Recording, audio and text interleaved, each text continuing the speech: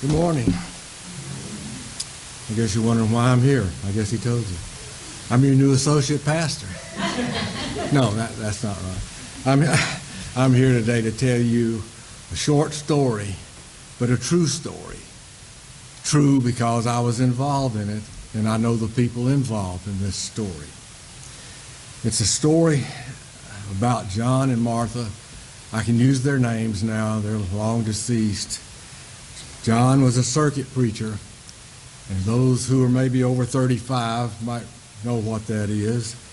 He served many churches out in a rural area, traveling from one church to another. He may do 2 or 3 sermons in a day, maybe one that night, and possibly a sermon on a Wednesday night at very small little churches that had no pastors of their own, had no paid staff. And that was John's life, and he loved it. He and his wife were both just smiling every time I saw him. Loved to do the Lord's work.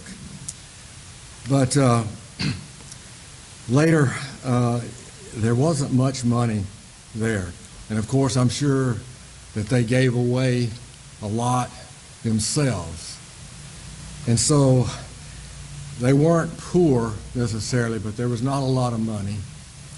And so John and Martha decided that one time that they just weren't giving enough to the Lord.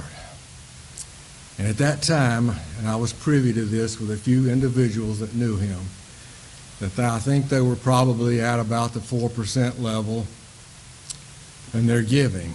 They knew it was not right. So they prayed about it, came up with a plan.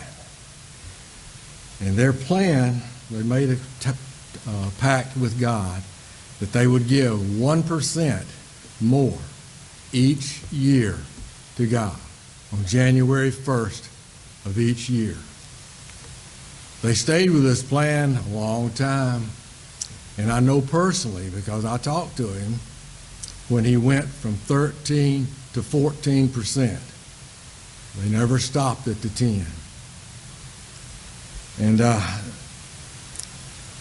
later, in the later years, but Martha passed away, and as sometimes is the case, John passed away about 3 months later. But at that time, I know they were at least 19% in their giving.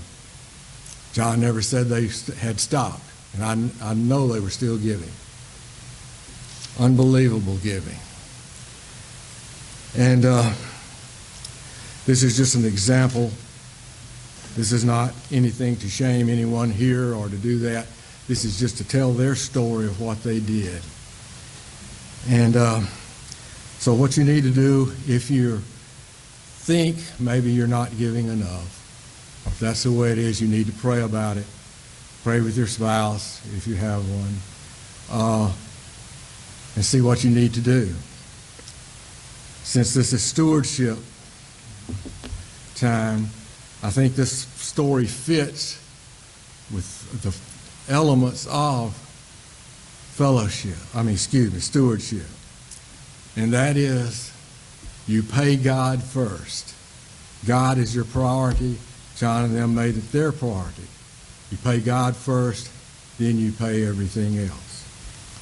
And don't be afraid. I know it's scary sometimes. I've been through this. But God will always provide. And I know this personally. So don't be afraid to step out there sometime on faith. And the next thing is you can't outgive God. God will bless you always and always return more to you. So that's basically the story here. Pay God first. God will always provide, and you can't outgive God. Thank you for your time. I thank John for letting me get up here. This story made a big impression on my life and my wife's. And if you need any more information, catch me after church and I'll tell you more. Thank you.